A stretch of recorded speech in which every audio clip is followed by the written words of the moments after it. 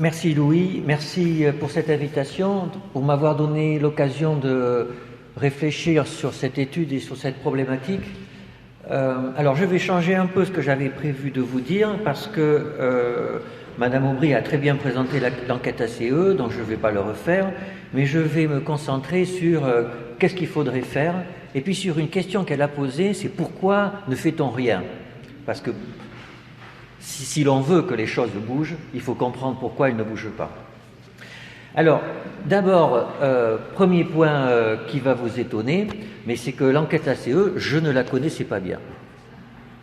Et vous allez comprendre pourquoi, c'est qu'en fait, cette enquête est intéressante par les résultats qu'elle a donnés, mais pour un épidémiologiste, ça n'est pas une enquête complètement satisfaisante. Alors, qu'est-ce que je retiens de cette enquête?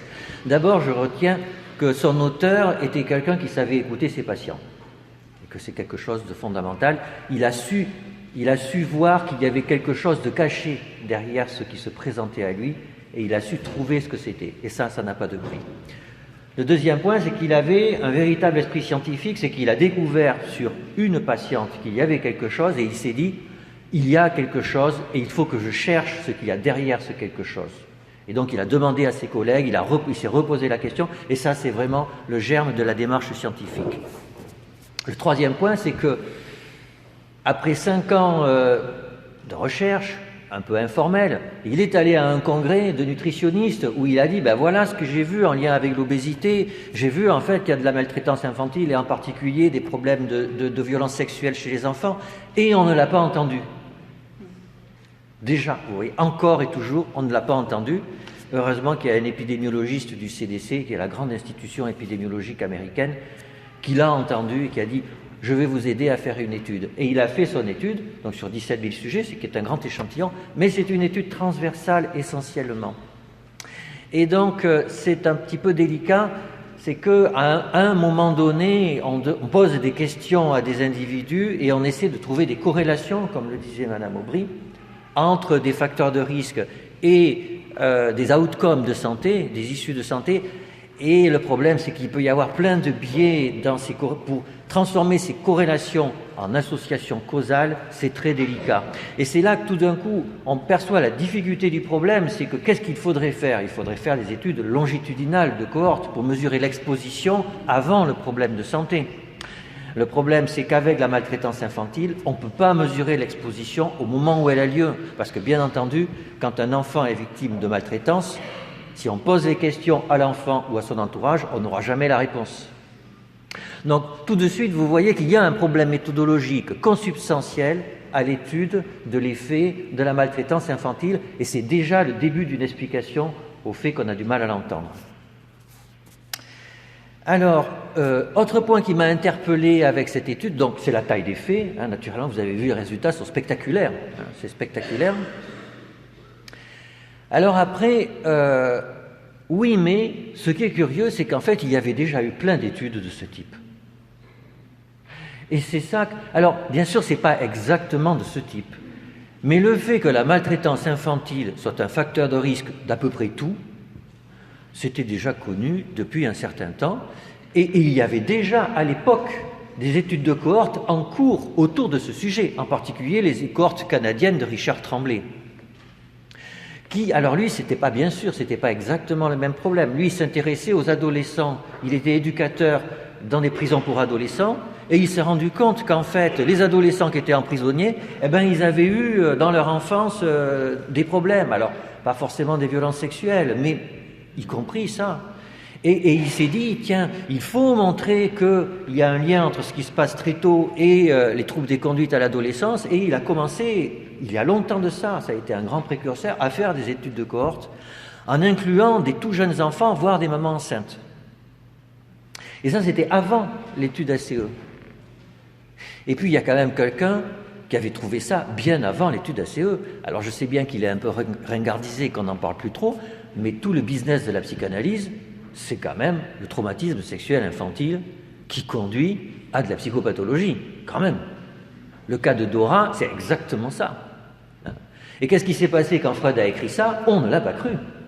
On lui a dit, vous racontez des trucs, vos patients racontent ça, mais en fait, ça ne s'est pas vraiment passé. Et d'ailleurs, il a eu une telle pression autour de ça qu'il a été obligé de dire à un moment donné, d'ailleurs c'est une vraie question, le traumatisme sexuel est-il réel ou est-il fantasmé, vous savez, début du XXe siècle. Alors pourquoi? Alors j'ai oublié de dire en préliminaire à ma présentation, je vais dire des choses qui vont vous heurter. Ça a peut-être déjà commencé. Mais, alors je vous prie de m'en excuser parce que c'est pas bien de heurter, mais c'est le prix à payer pour être sûr que j'aurai avec vous une totale honnêteté intellectuelle. Ce qui est important dans ce sujet. Et donc là, on touche déjà un premier problème qui est que quand quelqu'un dit qu'il a eu un traumatisme sexuel infantile, 95 fois sur 100 c'est vrai, mais 5 fois sur 100 ça n'est pas vrai. Et ça, vous le savez très bien, il y a eu des procès médiatiques où ça s'est su. N'importe quel clinicien a déjà été confronté à cette situation. On parle d'abus sexuels allégués. Pourquoi? Parce que, j'y reviendrai à la fin, parce que tout ça est très compliqué et qu'on sait qu'il y a des prises en charge psychologiques qui induisent des souvenirs. L'hypnose, par exemple, ça a été étudié. Un effet indésirable de l'hypnose, c'est l'induction de faux souvenirs traumatiques, en particulier sexuels. Et donc, du coup, vous voyez, on a déjà aussi une deuxième explication au fait que ces études, on n'arrive pas à les écouter, parce que quelque part, il y a possiblement un biais de recueil d'informations qui est très difficile à contrer. Alors je vous ai dit, 95% c'est vrai, enfin, d'ailleurs je ne connais pas les chiffres, personne ne connaît les chiffres. On ne sait pas quelle est la part de ceux qui sont allégués et quelle est la part de ceux qui sont vrais. On ne sait pas parce que méthodologiquement c'est impossible de le savoir. Mais très vraisemblablement, la part des allégués est très faible, sauf qu'elle est non nulle. Et donc à partir du moment où elle est non nulle, ceux qui ont envie de ne pas voir le problème ont le droit de ne pas le voir parce qu'ils ont une certaine légitimité à dire, mais finalement, qu'est-ce qu'on en sait? Et c'est là qu'il faut faire de la recherche. J'en arrive à ce stade où qu'est-ce qu'il faut faire? Aujourd'hui, le fait que la maltraitance infantile, quelle qu'elle soit un facteur de risque majeur de tout ce qui peut se passer dans la vie d'un être humain plus tard, c'est un fait scientifique établi, incontestable. Il y a des arguments épidémiologiques, psychopathologiques, neurobiologiques. Et ils ont été reproduits des dizaines de fois. Donc ça ne sert plus à rien de faire des études pour le remontrer. C'est un fait. La Terre est ronde, c'est un fait. C'est pareil. C'est pareil. Et je pense d'ailleurs qu'on peut même dire que la maltraitance infantile est le premier facteur de risque évitable de psychopathologie à l'adolescence et à l'âge adulte. Et c'est sûrement un des plus grands facteurs de risque évitable de pathologie somatique.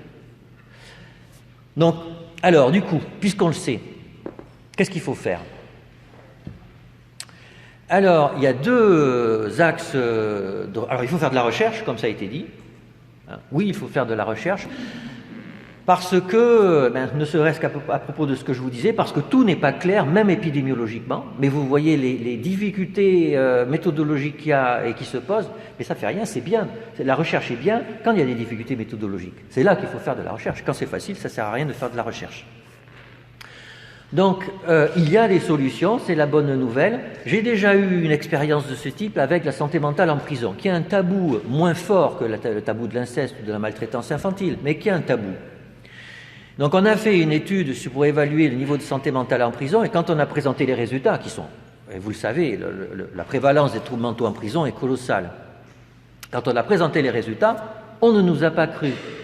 En particulier certains médecins qui travaillent dans les prisons. Ils nous ont dit, mais ce que vous nous dites là, c'est une étude, mais on vous promet, ça n'est pas ça qu'on voit. Et il a fallu revenir à la méthodologie que l'on avait utilisée pour être convaincant. Si l'on avait fait une simple enquête par questionnaire, on n'aurait pas été convaincant.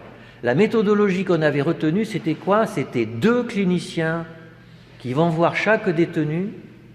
Un clinicien fait un entretien standardisé, l'autre écoute, et après, l'autre qui a écouté fait un entretien libre, et après, indépendamment les uns des autres, chacun dans leur coin, ils ont fait poser leur diagnostic, et on a retenu le diagnostic final que quand ils étaient tous les deux d'accord.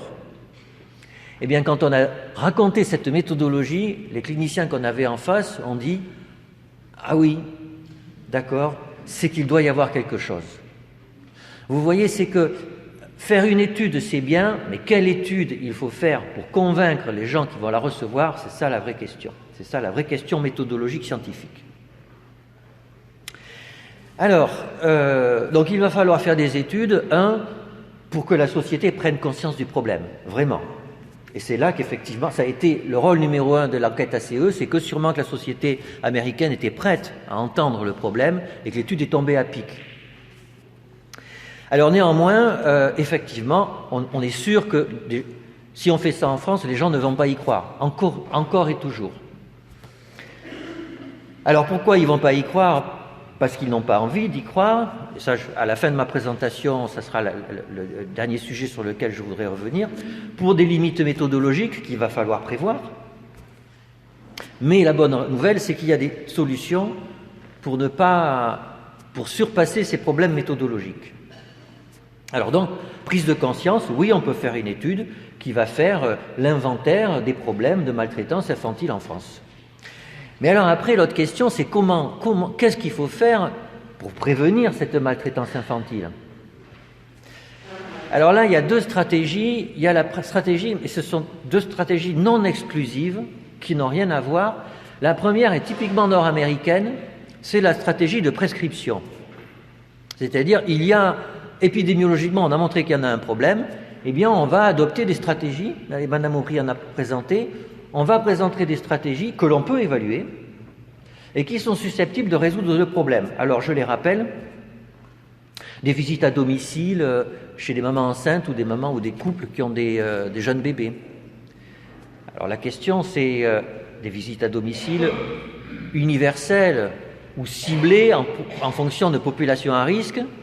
Alors vous voyez ce que je dis là, ça a l'air complètement anodin, et même pour un acteur de santé publique, bien sûr qu'il faut faire des visites à domicile ciblées. Si on les fait universelles, ça va coûter tellement d'argent qu'elles seront mal faites.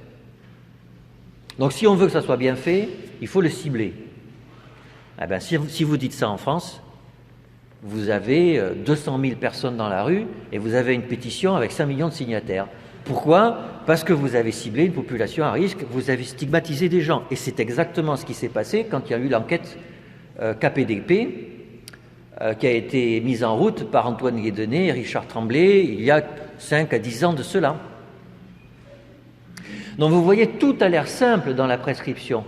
Parce que proposer d'aller voir que des psychologues ou des soignants aillent chez les domiciles de jeunes mamans enceintes pour lesquelles le papa est parti et il n'y a pas le soutien de la grand-mère et où c'est le premier enfant, qui peut dire que c'est mal entre nous ? Enfin, je suis sûr que dans cette salle, tout le monde est prêt à considérer que c'est quelque chose qu'il faut faire. Et en plus, on a démontré avec des études randomisées que ça a amélioré le devenir des enfants. Eh bien, malgré tout, il y a eu des pétitions de millions de sujets pour dire qu'on était stigmatisant. Donc vous voyez, même les meilleures intentions reposant sur des données scientifiques solides peuvent trouver en face des résistances sociétales considérables. Alors après, former les parents, ben oui, en particulier, depuis que notre cellule familiale a changé, avant on avait une cellule familiale très verticale avec des grands-parents, des arrière-grands-parents, et puis quand la jeune maman ou le jeune papa était là, eh bien on les aidait. Et on leur montrait comment s'occuper d'un enfant. Aujourd'hui, c'est moins le cas. Et bien sûr que ça facilite les dérapages de maltraitance volontaire ou involontaire. Donc oui, il y a des écoles de parents, ça peut marcher. La violence conjugale est une forme de maltraitance infantile. Il y a une maltraitance de la femme en général, parfois de l'homme, il y a de la maltraitance conjugale des hommes aussi. Mais une violence intrafamiliale, c'est une violence faite à l'enfant. Et prévenir la violence intraconjugale, c'est prévenir la maltraitance infantile, bien sûr. Traiter les addictions et la psychiatrie, parce qu'effectivement, l'alcoolisme, en général l'alcoolisme paternel, est un facteur de risque majeur de maltraitance de l'enfant. Et donc travailler sur les addictions permet indirectement de travailler sur la maltraitance de l'enfant. Les prises en charge précoces des problèmes des enfants. Donc repérage précoce, qu'il y ait un système de soins qui puisse offrir un soin aux tout petits enfants. Plus on prend l'enfant tôt quand il a eu des problèmes de maltraitance, meilleur est le devenir, etc., etc. Tout ça a été, toutes ces stratégies ont été étiquetées, évaluées dans plein de pays, et globalement ça marche. Alors, pourquoi ne le fait-on pas? Alors, il y a des résistances, encore une fois. Alors vous allez me dire, ils exagèrent, voilà, ils sont bêtes de résister. Sauf que, il faut savoir écouter les gens qui résistent, et parfois dans leur résistance, il y a un germe de vérité. Et il faut comprendre ce germe pour pouvoir en discuter avec eux. Parce qu'effectivement, le problème de stigmatisation est un problème réel. Effectivement. Dire que des mamans de bas niveau socio-économique, toutes seules, qu'elles sont à risque de maltraitance pour leur enfant, oui, c'est une forme de stigmatisation, effectivement. Et qu'il faut faire la balance entre une forme de stigmatisation d'une maman et le risque de maltraitance à l'enfant qui est en train de naître et de grandir. Et qu'il faut regarder les deux dans le blanc des yeux et se demander, entre la conviction et la responsabilité, qu'est-ce qu'il va falloir choisir? Et peut-être qu'il va falloir accompagner en conséquence ces actions de santé publique pour essayer de diminuer au maximum la stigmatisation, pour essayer, en formant les professionnels, en les formant au repérage, de façon à ce que ce repérage soit le moins agressif possible. Le deuxième point, c'est que, alors ça c'est une vraie question, qui doit décider de la mise en œuvre de ces stratégies? Est-ce que les scientifiques doivent dire qu'il faut le faire parce que c'est prouvé? Est-ce qu'il faut que ce soit les médecins parce que c'est leur boulot? Ou est-ce qu'il faut que ce soit justement ni les médecins et ni les scientifiques? Eh bien, je ne sais pas. Je ne sais pas parce que si on dit c'est prouvé, c'est aux scientifiques de dire que c'est prouvé et que donc la société a le devoir de le faire, eh bien je suis gêné parce qu'un scientifique ne dit pas la vérité.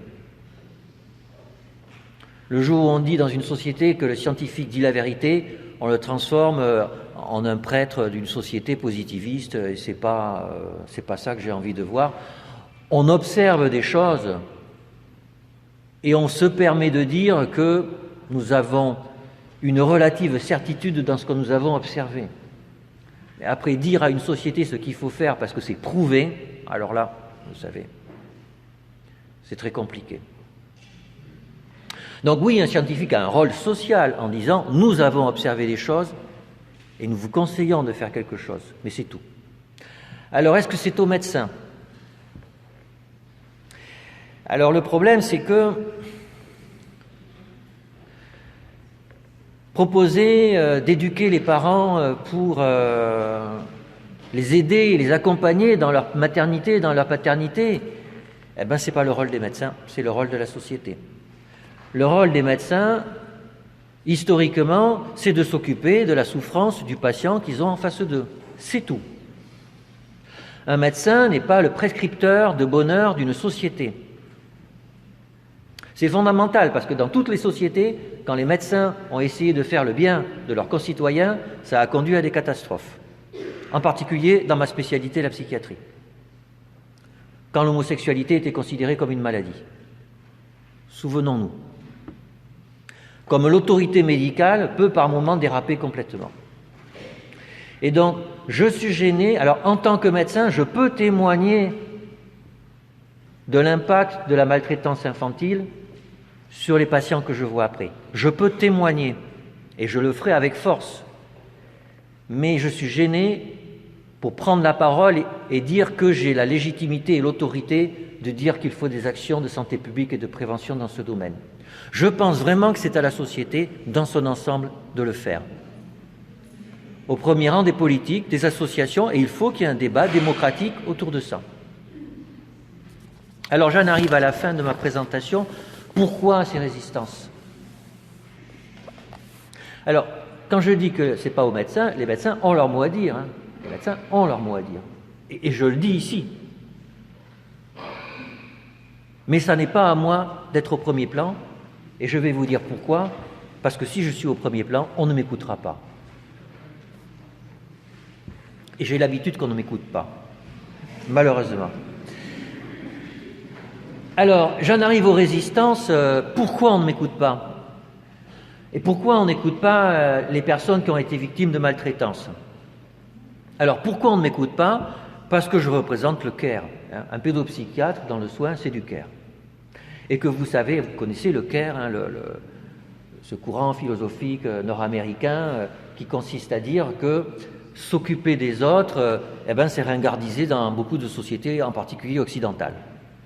Que c'est dédié aux infirmières, aux institutrices, et d'ailleurs je féminise, aux mamans, mais que qui gagne le moins d'argent dans la société? Les mamans au foyer, les institutrices, les infirmières. Et qui gagne le plus d'argent? Les métiers virils, les métiers masculins. C'est quand même c'est de la sociologie à 2 balles, mais ça marche très bien. Et ça a été hyper étudié. Donc, dès que l'on dit il faut s'occuper des enfants, il faut s'occuper d'eux parce que si on ne s'en occupe pas, ils vont mal après, on est dans une logique de care et donc on est regardé avec condescendance. C'est une réalité sociologique. Alors la bonne nouvelle, c'est que notre société se féminise. Tout doucement, mais elle se féminise. Et donc, quand même, ce discours est entendu de plus en plus. Quand même. Avec des résistances. Là aussi. Et là aussi, ce qui est intéressant, c'est que ces résistances ont un germe de vérité. Vous savez, il y a un courant éducatif aux États-Unis qui est le courant des Tiger Moms. Le Tiger Man. Tiger Mom, c'est la maman dure. La maman dure, il y a un livre qui a été écrit là-dessus. Il faut élever ses enfants à la dure. C'est-à-dire, quand je les punis, ils vont sur le balcon, par moins 10 degrés, je les laisse pendant 2 heures. Ils vont apprendre la vie. Alors, donc je vous vois sourire, c'est... Alors, bien sûr que le trauma, l'apprentissage à la dure, en particulier traumatisant, c'est quelque chose qui est complètement absurde, ça ne marche pas. Le discours qui est les enfants qui vivent dans des pays où il y a la guerre, etc., après ils sont moins malades parce qu'ils ont appris à vivre à la dure, c'est complètement faux, ils sont malades. Il y a des données là-dessus, il y a plein de données. Mais attention, il y a un vrai risque aussi de surprotection des enfants. Et la surprotection des enfants pose aussi problème après. Donc il faut faire attention dans notre discours du care. Il faut reconnaître qu'il ne faut pas de maltraitance pour nos enfants, mais il faut aussi reconnaître qu'il faut de l'autorité, qu'il faut aussi des formes de fermeté avec les enfants, et que la limite entre la fermeté, l'autorité et la maltraitance, entre nous, elle n'est pas si facile à trouver. Elle n'est pas si facile à trouver que ça. Et il faut parler de ce problème. Et il faut surtout que, quand on parle aux autres, ils voient qu'on a conscience de ça. On n'est pas des espèces d'utopistes qui voyons la vie en rose, et rien qu'en s'occupant des enfants et en leur faisant des bisous et des câlins, ils vont aller bien dans la vie. Non, c'est pas comme ça que ça se passe.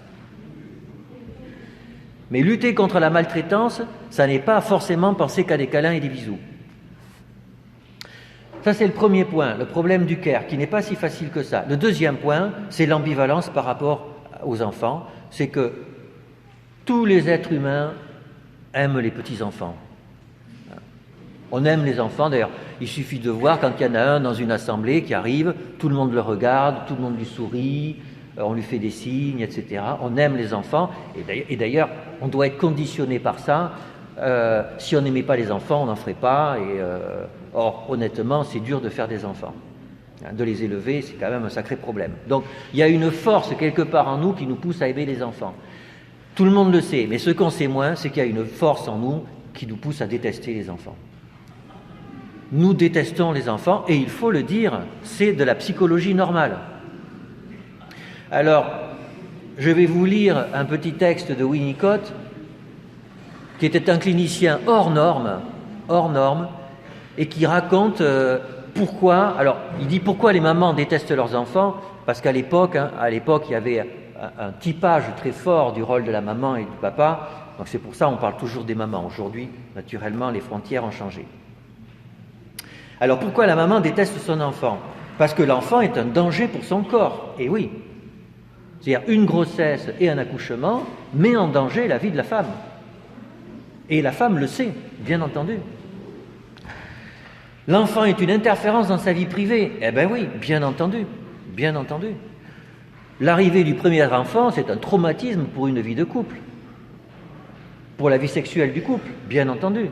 Et donc on le déteste. L'enfant blesse ses mamelons. Et oui, il y a même des femmes qui sont obligées d'arrêter d'allaiter leur enfant parce que tout simplement leurs mamelons sont complètement déchiquetés. C'est la réalité du soin. Il est cruel. Il la traite comme moins que rien, en esclave. C'est vrai qu'elle la tyrannie des tout petits, souvent. Elle doit l'aimer, lui, ses excréments et tout. Il ne peut pas laisser place à la haine de sa mère. Ça, c'est extraordinairement fin, c'est-à-dire que même si la mère est capable de voir en elle la haine qu'elle a pour son enfant, elle le culpabilise terriblement à la voir, et cette haine, du coup, est une haine au carré, parce qu'elle l'a, et elle ne peut pas la verbaliser, et elle ne peut même pas la reconnaître. Il refuse sa bonne nourriture, mais il mange bien avec sa tante. Ça, c'est extraordinaire. C'est la perversion des tout-petits qui manipulent très tôt leurs proches. Et puis enfin, alors ça va vous choquer aussi, mais ça explique aussi beaucoup de choses par rapport à ce que nous discutons. Il l'excite, mais la frustre. Il l'excite, mais la frustre. Elle ne doit pas le manger, ni avoir un commerce sexuel avec elle. Alors là, vous allez dire, qu'est-ce que c'est ce délire de psy Sauf que, eh bien, la plupart des jeunes parents ont des fantasmes de destruction violente de leur enfant, d'incorporation, et ont des fantasmes sexuels avec leur tout-petit.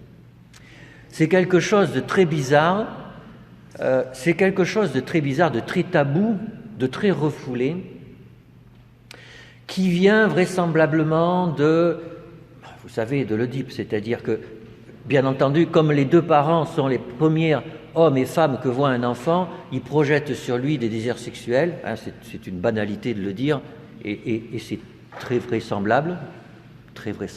Et d'ailleurs, ça serait très facile à prouver expérimentalement. Ce qui est curieux, c'est qu'on n'a jamais fait des expériences qui sont très faciles à faire.